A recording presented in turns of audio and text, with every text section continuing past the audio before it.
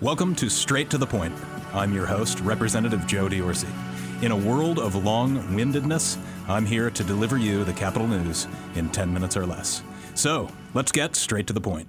So, welcome to the Straight to the Point podcast. This is Representative Joe D'Orsi, and I have a very special guest in studio today. He is Steve Robertson. He is a world-renowned Generation Z expert and author of The Aliens Among Us. Steve, thanks for joining me. Delighted to be here and be a part of the next generation conversation because they matter. Thank you, Joe. Yeah, so right off the bat, for listeners who are wondering, which generation is Gen Z again? What are the fast facts about this generation? Fast fact, 52% of the world population is under the age of 30. So whether you're a parent, a leader, whether you're in business, run an organization, the large percentage of the only incoming employees are going to be Gen Z currently, and a large percentage of who's already in the market is Gen Z. Yeah, so you work a lot with youth. You had done for the longest time the summer camps with universities. Because education and workforce development are topics that continue to come up here in the State House. And I think one of the reasons we're spinning our wheels is we don't understand this generation. What are some key characteristics about Gen Z that would help us kind of address those issues of workforce development and education? Love the question. It's a really big question, and because we're so focused today, I'll just give you a broad outline. This is the first generation in recorded history that is truly wired different than any other generation. We're used to seeing one generation after the other bring legacy, wisdom, knowledge, and experience down to the generation that follows them. And there's really a rift here that doesn't happen anymore. What we're also seeing in terms of leadership and certainly in education is that we've identified and are recognizing that ways of leadership and ways of being, putting people in a place to be educated have shifted so dramatically, primarily because the end user, Gen Z, respond, my book, Aliens Among Us, like aliens, different to what we're used to in terms of how people respond. So we've got a generation that are truly wired different. And as a result, what they value, how they communicate, what they receive, what they focus on is different than any other generation. And understanding that in terms of education and understanding that in the workforce is a key to a new perspective. And a new perspective helps you look at different strategies in terms of how you're going to approach a generation and help them or be a part of their journey to be, the best they can be and truly to lead the workforce and to lead the world, which is what they're called to do and going to be doing whether we like it or not. Yeah, so Steve, you've worked with clients on this very basis. We're trying to attract 12 to 26-year-olds. We can't get them. We can't retain them. What are some practical things that you taught your clients on how to do just that with Generation Z? I think, Joe, that's a great question in the sense that everything starts with a shift in perspective.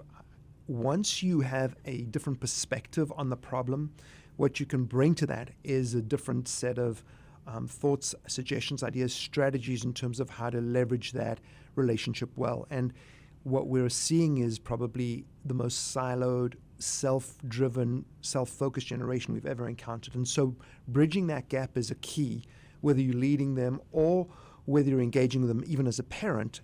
But it starts with just a shift in perspective. We know that a change in perspective always precedes a change in behavior or attitude. We also know that when you position yourself in a place of knowing, there is no learning that takes place. It only happens when you're in a place of curiosity. So part of leading this generation well and understanding them well stems out of a place of curiosity, and that always starts with a shift in perspective. So why is there a shift in perspective? They're wired differently. They value things differently. They process things differently. And the scariest yet exciting thing to recognize is that while Gen Z, we all believe that they're potentially, just call them teenagers going through a phase, what the data is showing us is they're actually not. They certainly are teenagers going through a phase, but that's not all. And where that leads us is that millennials and older are actually going to start to behave like Gen Z, not the other way around. And that's the first time we've encountered that. So understanding what matters to them, how they process, what they value is really important because truthfully that is going to be the foundation of how we live, engage, sell, buy going forward. Yeah, so we hear often, and this isn't new to this dynamic with older generations critiquing younger generations. I hear disgruntled older generations. I hear people from my generation critique Gen Z.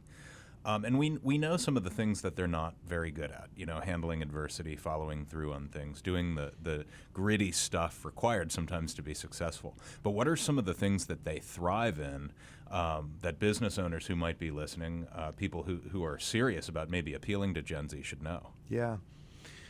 Again, really intriguing. So these global statements are real because data has shown us globally these things exist. And so this is a generation that globally behave the same, which we've never seen before, right? Innovative, creative to a degree we've never experienced. And that's an AI conversation. AI has amplified that journey because it's given them access to tools and insights that previously weren't really available, right? And so when I look at what this generation brings, in terms of creativity and innovation, it is off the charts. The fact that they're in this self-economy, kind of an on-demand kind of space, also has proved that they learn at a rate that, when there is self-determined learning, is just unprecedented. So their ability to acquire information outside of, call it, the structured system is just incredible. You did mention that there are a couple of areas they weaken, and it's important to know this because if you can help address these, we use an invisible curriculum to do that, so that I'll explain to you what that looks like. But, there's 4 muscles in particular that the world we're in today doesn't really require a lot of muscles in. And those 4 muscles are problem solving, communication, perseverance, and gratitude. So if you look at those 4 muscles that are really generally weak in this generation, not because they're lazy, it's because the world doesn't really require that.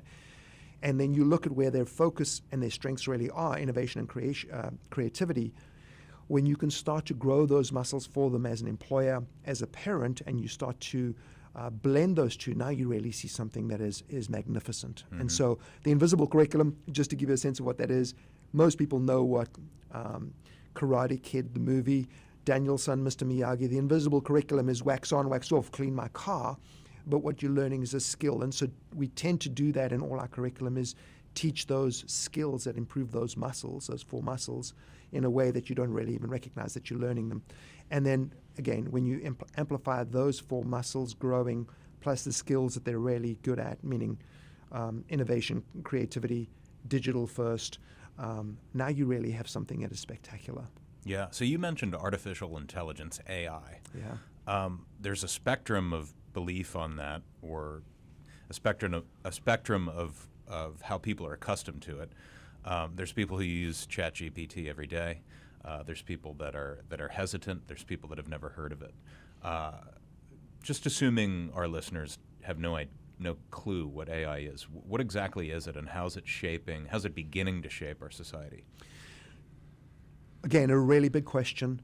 AI, if we look at what Moore's Law taught us, Moore's Law taught us about the doubling time of the ability of a transistor or capacitor. But if we look at it broadly speaking in terms of just technology, the doubling time is getting so much quicker every time it doubles, right? So what we have here is we have technology that now can be part of the wearable technology, the Internet of Things, where technology impacts and influences every component and aspect of your life. Every aspect. From my phone right here, I can access my home, I can turn on my washing machine, I can turn up the heat, I've got cameras, I can open the garage door. There's all these things I can do. And you and I were just speaking about there's some technology that's just been pushed out today, where there's something a Neuralink that Elon Musk is pushing to be planted in your brain that can help you move your muscles in the event that you can't. So we're looking at technology that is taking over jobs because it does it more effectively, more quickly, and more cost efficiently. And the ability for this artificial intelligence to permeate every area of our lives has actually been there for quite a long time. We just don't recognize it because it's only now becoming mainstream. The impact of that is significant, right? Because what it does is it silos you. It gives you the ability to be siloed and work independently and have access to things you haven't before. It also gives you the ability to be creative on a level that we haven't before. Whether you think it's good or bad, it doesn't matter. It just is, and it's not going away. So what we have to look at is, well, how do we leverage that, and what is the impact on us as individuals. And when you look at the next generation, there's some challenging things. It's amplifying the fact that they're siloed and lonely, and it's distancing the gap between previous generations that have this legacy knowledge and wisdom. But those are just things we have to figure out how to navigate so that we have some reality. AI is here to stay, and it's incredible what we will be able to do in and through it, or with and through it. It's also scary because we don't know what we're going to be able to do. There's some risks associated here. Absolutely are. Yeah, so Steve, I would actually, as we wind down our time here, I would like for there to be a part 2. So can I say with confidence that you'll be back? Absolutely. Okay, so we have plenty more to discuss. I'm happy to have Steve Robertson, world-renowned Generation Z expert and author of Aliens Among Us, in the studio. And stay tuned for part 2. Steve, thanks for joining me. Thank you.